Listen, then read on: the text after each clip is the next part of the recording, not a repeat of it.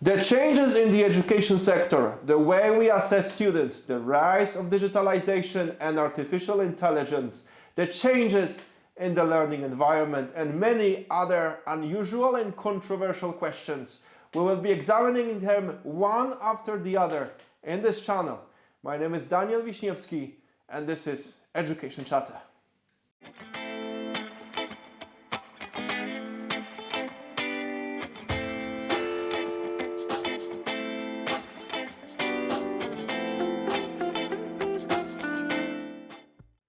Welcome to Education Charter.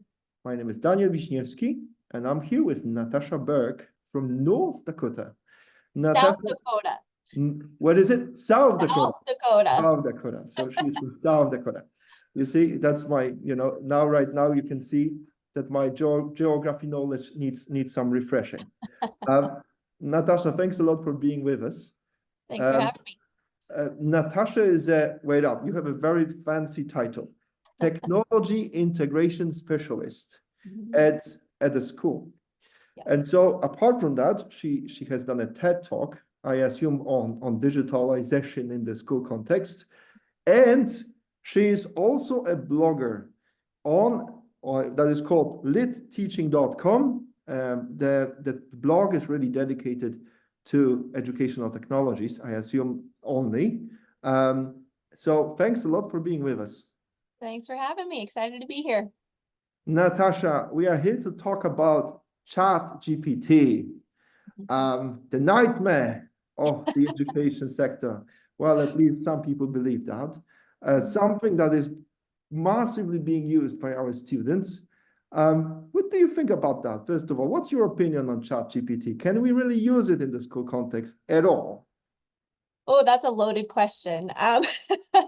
My opinion is different depending on which population we're talking about. So students using ChatGPT, I am completely against, just because ChatGPT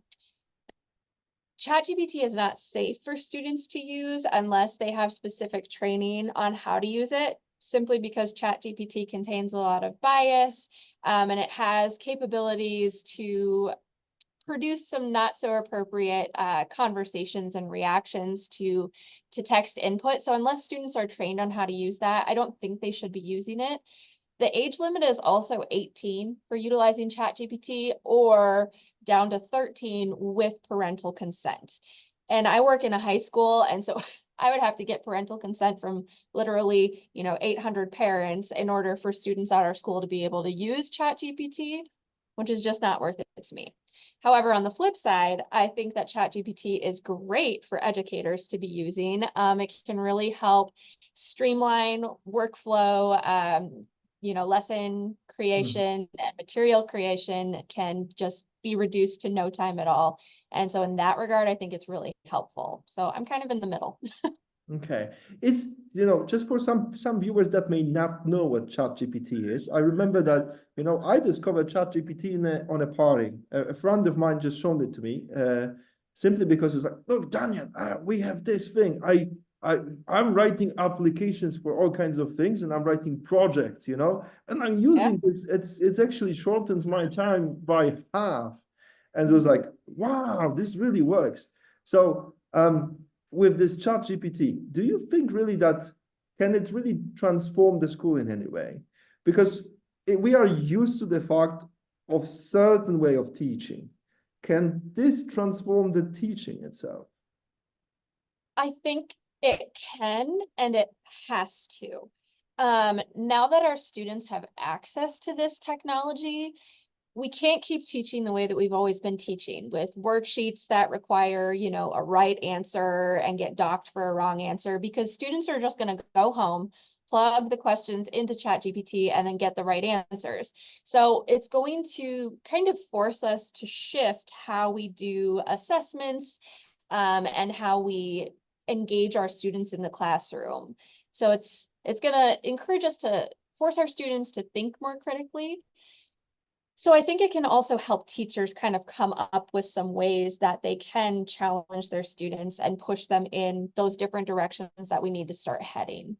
Okay, but now how can we really assess the students? Certainly, we cannot do it in the old ways because, as you said, if we're going to just give them an essay to prepare, they can just put a couple of keywords, and the essay is ready. So how if however if we change the assessment, then we need to change the teaching, isn't it?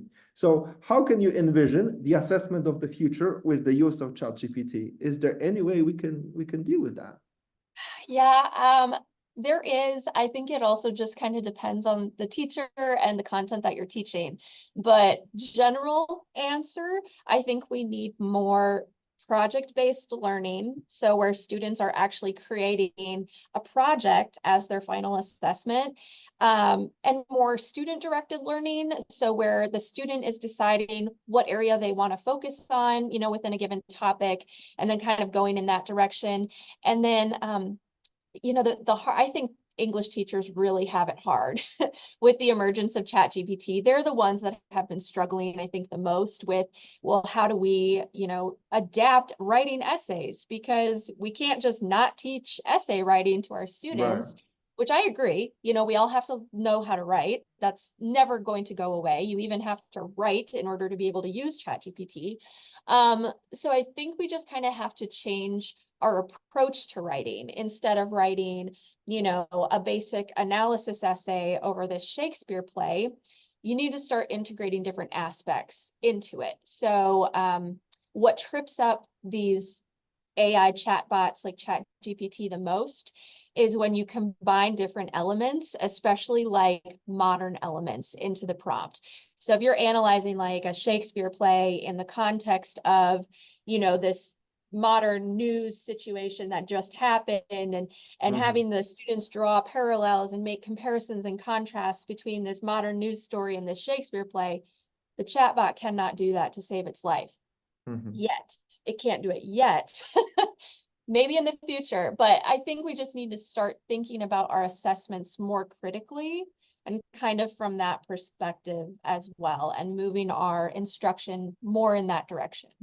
So in other words, assessment can continue to be an essay, but it's more about building relationships between different pieces, let's say, and make Yeah, your actual critical essay that combines, let's say, knowledge that you gather from different paths.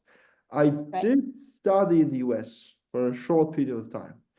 And one thing that I did discover there, in was different from the European way. The European way was quite old-fashioned, let's say. We were, we needed to learn certain material, and then we were kind of repeating it on the exam, or writing an essay around it.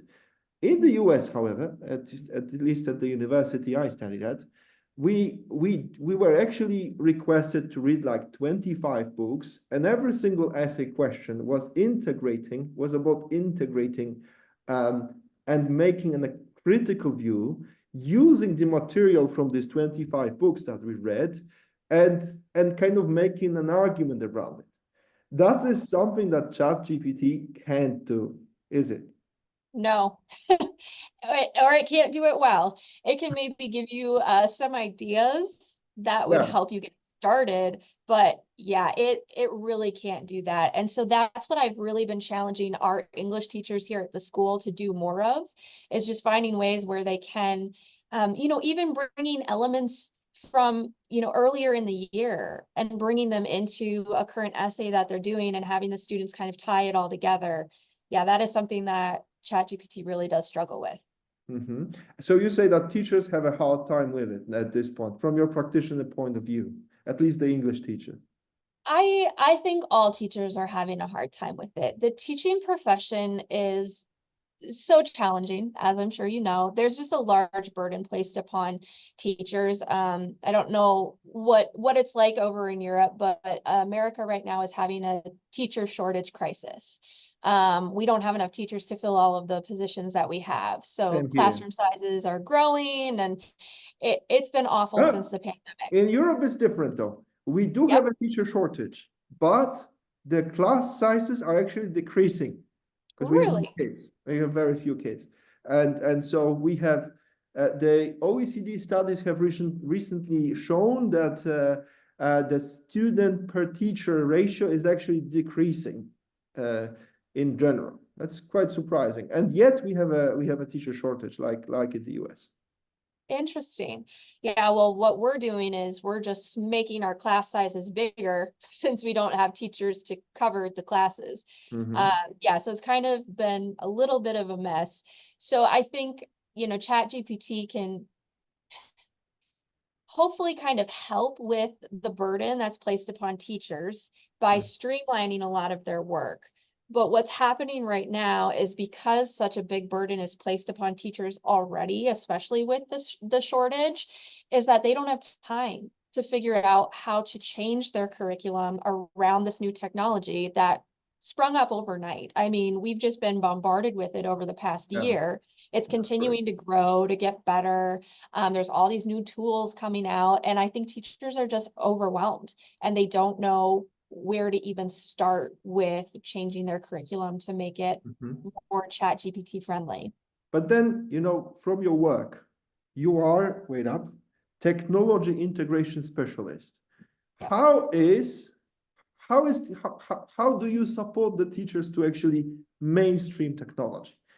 We did have a warm up talk before we started recording, and you told me that cell phones are forbidden in your school.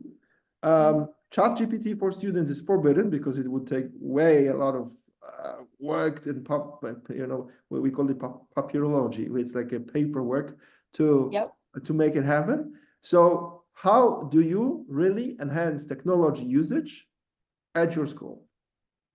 Well, all of our students have Chromebooks, so they're each assigned their own Chromebook that is monitored by our school system.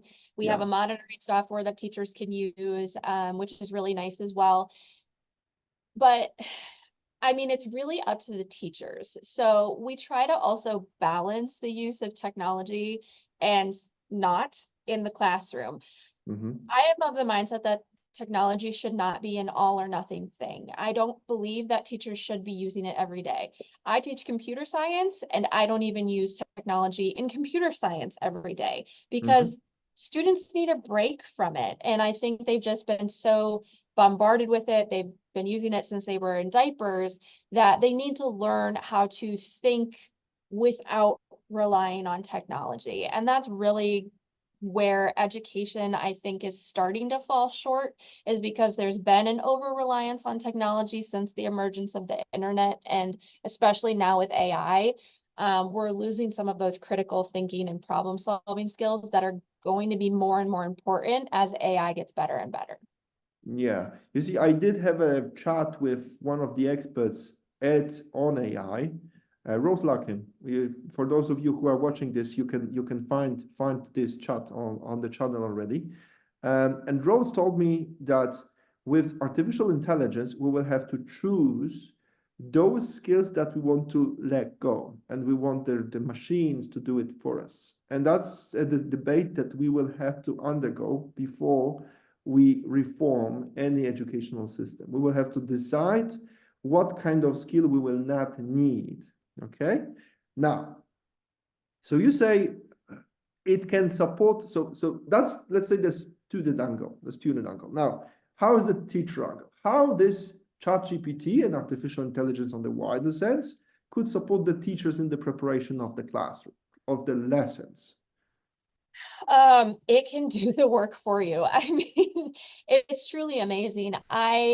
When it first came out, that first year that ChatGPT released, I used it to help me write a final for a class that I was teaching. And it's a college level class that I was teaching. And so normally the final would take me hours and hours and hours to write because I'm trying to get my students to think critically and, bring in different components throughout the year that we've talked about.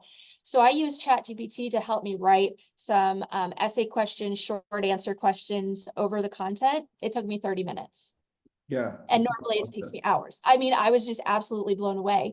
I have since been using it to write lesson plans, to help me brainstorm content for my classes. You can plug in, learning standards. You can plug them right in and say, hey, I need a lesson or a unit over these standards, and it'll generate it for you.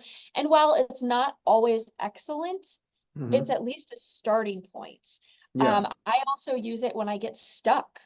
Sometimes teachers, we just have so much on our plate that it's overwhelming and you just kind of freeze and you're like, I don't know, my brain can't compute anymore. Mhm. Well, that's where ChatGPT can help you. You plug the problem in, you say, here's what I have so far, here's where I'm trying to go, what do I do?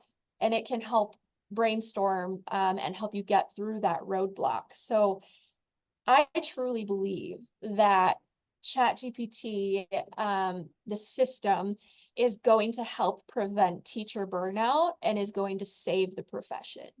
I really do, because, Really? oh yeah, I mean, if we can cut teachers' workload in half, think about all of the time that they're now going to have to spend at home with their families. One of the biggest problems with our teacher shortage is just the burnout rate. There's so Mhm. much work placed upon teachers, lesson planning, assessments, data analysis, like all of this stuff, grading. ChatGPT can help with grading Mhm. too. I mean, it can Mhm. help with almost every aspect of teaching. And so if we can get teachers to kind of start using it in that capacity, I truly do believe that it's going to save the field of education and more people will be willing to become teachers because they won't be so overburdened and they'll be able to have a work-life balance. So that's a statement. You see, just last week we had a webinar on educational technologies and use of educational technologies in the school context. In Europe, I don't know how it is in the US. These two, the formal education provision, the schools, and the educational technologies, they work in two different ecosystems. And in fact, at this point, they don't like each other much, which is quite surprising. And so at this point, at least, the educational technologies, they work on supporting mostly adult education, but when it comes to deal with kids, because of all kinds of protection mechanisms, they struggle with it. And somehow at this point, we're looking at each other with certain suspicion. Now, having this in mind, um, just this last week we had this webinar, and the teacher representative from, well, the trade union, the trade unions claim to represent the teachers, but well, I could actually make a statement that they're not very good at it, but this is what they say. So the trade unionist from Ireland told me that digitalization actually made the job harder. Why? Well, and to certain degree, I would even agree with him.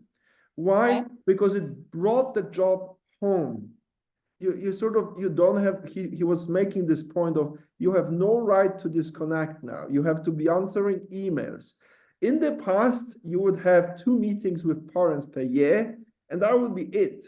Now you have to have like all kinds of questions. You're answering millions of emails from every single parent and so on. So digitalization so far didn't improve the profession. It made it worse. No surprise from the trade union. What do you think about that? I disagree.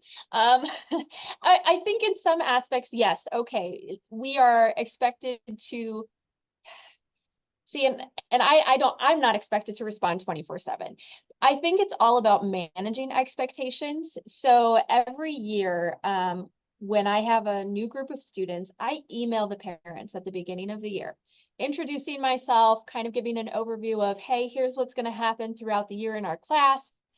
And I will not respond to emails on the weekends. And I draw a very clear line with my parents and say, I try to keep my work-life balance. I turn my emails off on the weekends. I will not respond. My students know that. My parents know that right off the bat. So I think it's more about establishing those expectations.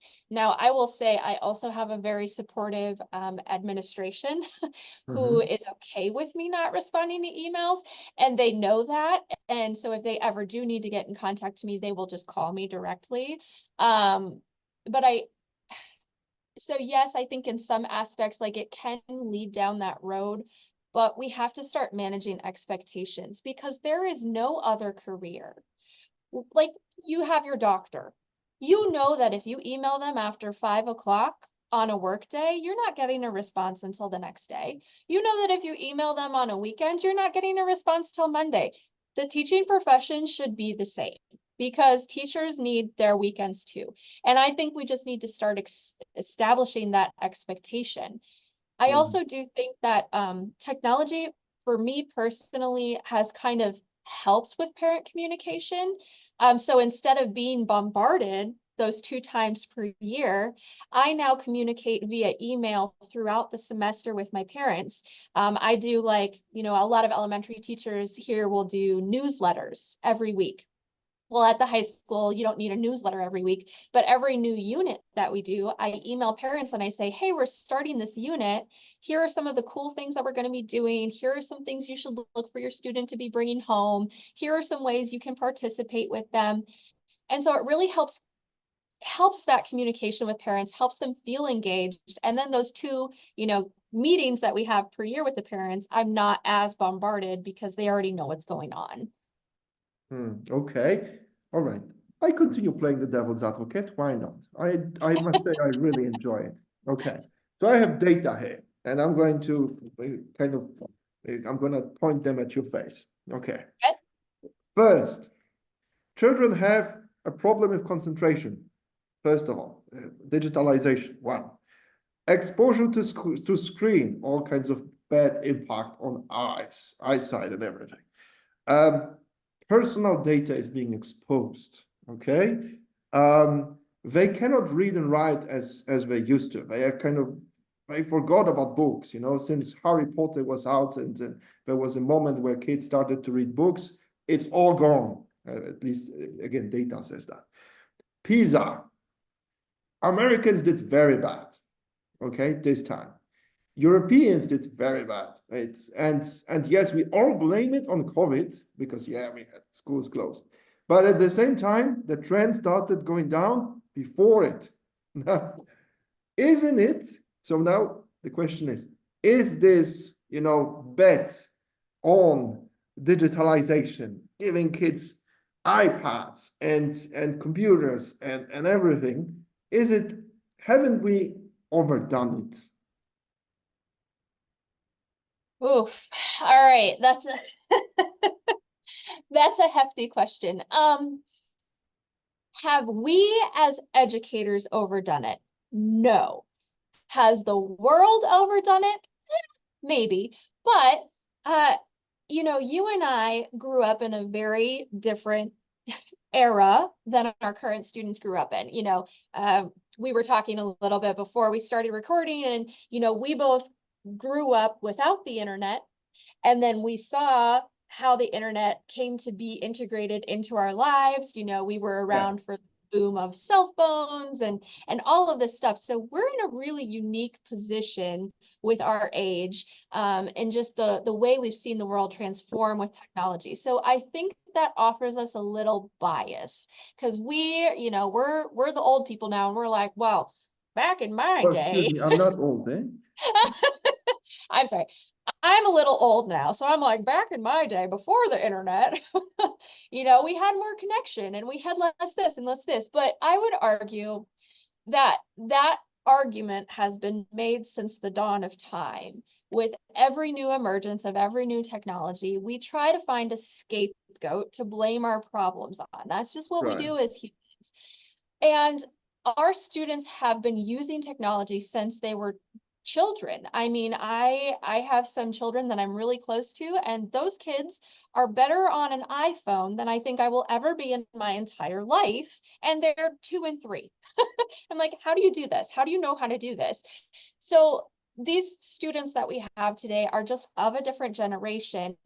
And yeah, they're maybe adapting to the world and the way that technology has progressed in the world. They're adapting to it differently than we had to adapt to it Mm-hmm. because that's the world in which they live.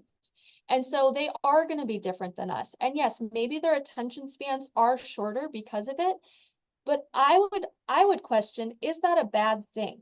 based on the direction our society is heading in, where we have technology integrated into every field and every aspect of our life, and more and more and more is going to be expected of us in the workplace, is it really bad if we are able to ping pong between different things, or we can't sit still for, hours at a time listening to somebody lecture us? I would argue that I don't think that's going to be a bad thing for the way our society is progressing. What did I miss from your list? Because you gave me a lot to go off. So you forgot to mention that the Americans did very bad at PISA this year. Yeah, well, are we surprised? Not really. No, okay. So, I mean, my final card. I'm going to play the final card. And it's not really that much related to the school. But I think one thing that I don't know, I feel like we need to look into, and I'm saying this on both sides of the Atlantic, and right now I'm actually being serious, are the relationships. And because human beings are relational beings. And I feel like, especially, I work a lot on the policy level, and we talk a lot about skills, about matching the skills of the future, making sure that we have the skills for the job and stuff like this. But at the same time, I think what I do observe, and I mean, I've been living in many countries, is a kind of I would say kind of a increasing not only polarization, but kind of a bubbleization of society, where you have like more and more bubbles, being closed, not being to interact. And I would indeed blame digitalization for it. Now, I remember like 15 years ago, now I may lie to you, but let's say 10 years ago, when Twitter was out, I was ecstatic about it. I thought Twitter is going to change democracy. Why? Because every single person who has access to the internet now can speak out. We don't need politicians anymore. Why? Because we can actually, say what we think. And today, after all those years, I sort of feel that all those social media have actively contributed to the polarization of societies. And in the US, you see that greatly. In Europe, this was a growing problem. So I'm also asking, how can school be more involved, having in mind that we have all this digital agenda there, and it's not necessarily bad because it's an interesting tool that you can use for many things. But then how can we ensure that our kids will still be kids able to create relationships with other kids? Yeah, that's a really fair point. And I would completely agree that I think not necessarily digitalization, but specifically social media has led to the polarization that we've seen in society. And yeah, so I definitely blame social media for that. And how we can combat that in school, we really have to focus on the human relationship kind of being the bread to our technology sandwich. A lot of teachers are worried that artificial intelligence and technology is eventually going to replace their profession. But I would argue that it's going to do the opposite. It's going to make the profession more necessary than ever, because people need human connection, and education has always started and always ended with that human connection. And I think we have to do the same when we're integrating technology into our classroom. We have to start with the human and we have to end with the human. And maybe we use the technology in between. My school bans cell phones in the classroom, which I think all schools should do. I think we've become too lenient with students being allowed to use cell phones 24/7 and have access to them 24/7 in the classroom. And like I said earlier, there are going to be times where, yeah, you use technology, but there have to be times where you're not. And I truly do believe that there should never be a class where all you're doing is using technology, because that's just not the world in which we live. I think it's fair for us to argue that all of us have components of our job where we're required to not use technology, where we're required to interact with each other. And in America, we call those interactions that you were talking about, they're soft skills. And a lot of employers here are looking for an increase in those soft skills when they're hiring. So the ability to sit and communicate face to face, or, kind of like we're doing via a screen, to make eye contact, to be responsible, to be personable, to keep up hygiene, like all of these things that we don't think about anymore because of technology. Yeah, there has been a de-emphasis of them, but here specifically in America, they are trying to re-emphasize those skills in the educational setting now. Thank you, Natasha. Yeah. You have been bouncing back on my arguments, and it was great to play the devil's advocate with you. To our viewers, thanks a lot for watching this. What do you think about this? We were supposed to speak with Natasha about ChatGPT, but I think we touched upon many other things, including societal challenges and the impact of social media, digitalization on the school and on our children. What do you think about it? Is it a positive impact or a negative one? Let us know. Just wanted to say, litteaching.com. That is a blog of Natasha. After this chat, I'm sure you're going to all look it up, because certainly she must have had lots of interesting ideas over there. And if you like what you see, please give us a subscription, a comment, so we can actually spread the news about this education chapter. For now, stay in touch for the next episode. And that's it for today. Thanks a lot.